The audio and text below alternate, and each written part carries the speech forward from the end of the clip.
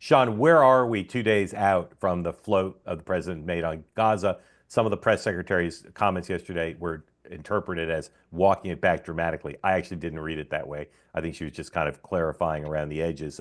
The gist of it remains. But where are we now in terms of that driving conversation in the Middle East and in Washington? So it's interesting. Couple things on that. One, it's his Truth Social that I actually would point to.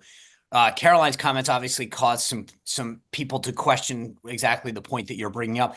But then President Trump put out a Truth Social early today where he basically said, "I'm not Israel will own it, not us," which I think is actually the bigger Yeah. separation from his comments. I was at an Israeli dinner for the prayer breakfast last night, which is a mouthful considering everything's centered around breakfast, and yet none of the meals actually occur at breakfast. Both sides of the Knesset were represented, and it was amazing how obviously Israel, but they were like, that was a moment of complete coalition support. Everybody was talking about how awesome this was and how proud they were of the president. And so at least within that community, a lot of positive vibes. Again, I will go back to the point, and it came up last night too, which is either this was like one of the best quotes. Either this is the most out of the box thinking we've ever heard, or it's the greatest trade tactic or the greatest negotiation tactic, as Al-Sisi and whoever, I'm trying to remember, you got Jordan and Egypt coming in.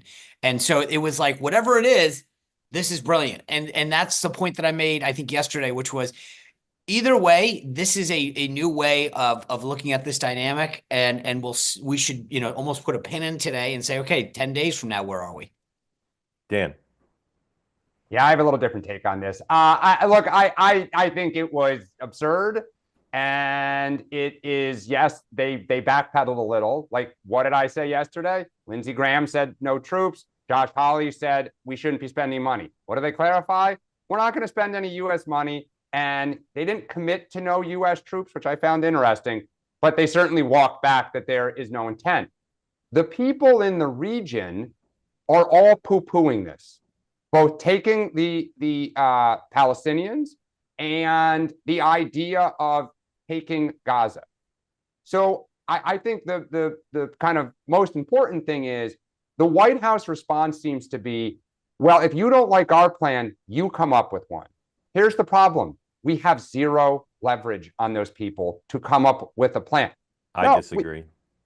Okay, well, I would be very curious what leverage we think we have over that region that they have. We just gave it to them. We're going to take it over if you don't. Yeah. No, we're not, because we're not going to spend our money. We're not going to send our troops.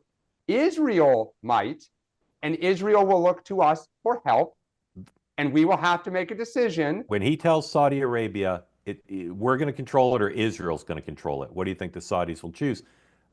The reality is, the Saudis are getting aligned with Israel because they want to take on Iran together. The Saudis have a lot of leverage on us. Ask Joe Biden when oil prices start going up. Correct. Ask all the private equity firms that do business. They do. Saudi Arabia has us as much by the you-know-what as we have them. They do. Here's the thing.